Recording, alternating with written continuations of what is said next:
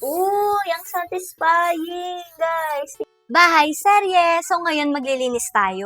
Tapos may nakita ko sa TikTok shop na panglinis. Pwede siya sa lababo, pwede siya sa lamesa, pwede siya sa CR, sa mga kalan. Kids to, electric cleaning brush. Siya ditong instruction. And then, ito yung mga tools na gagamitin natin. So, we have sponge. Ganito naman yung itsura niya. Ayan. Ang taray, parang panghugas ng plato. We also have the cleaning cloth. We have the Velcro head. So, ito siguro i-attach natin dito sa ating cleaning brush. Tapos, ilalagay natin to, no? Kasi pang Velcro siya eh. Oo nga, ayun. Ganun nga siya. And then, we have the hard brush. Tingin ko ito yung magiging favorite ko. Kasi for sure, pag umikot-ikot yan dun sa lilinisan natin, di ba? Sobrang matatanggal yung mga bacteria, mga germs, yung dumi.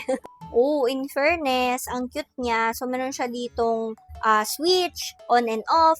And then, meron siya ditong sabitan. So, pwede nyo siya ilagay sa mga walls nyo, ganyan, para hindi siya nakakalat.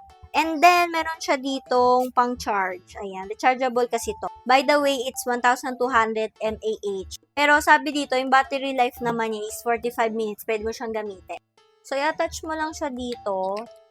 Sasaktuhin mo lang. So, ayan siya. And then, pipindutin mo lang siyang ganun. Ayan na siya, guys. Umikot na. Ang taray. And then, pag pinindot ulit natin, mas bibilis siya.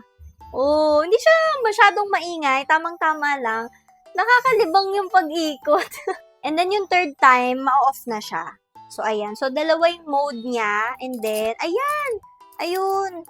Ito nga pala yung dinikit natin kanina. So, pero tingin ko ito talaga yung panglinis eh. Yan. Ang ganda. Ayan. Mas intense.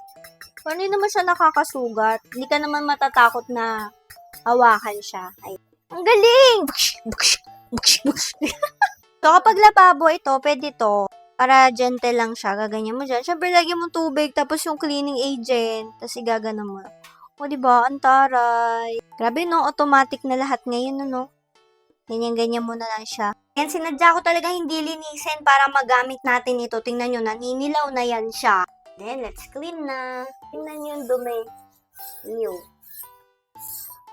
Hindi pa masyado intense yung ginamit ko dito, guys, ha. Ayan. Uy.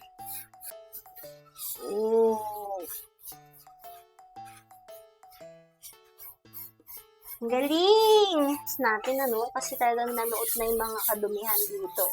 Pero okay lang, kasi at least hindi na ako nahihirapan magpunas-punas dito. Tsaka mas nakakalinis siya, So, habang naglilinis ako dito, lalagay ko siya dyan sa yellow basket.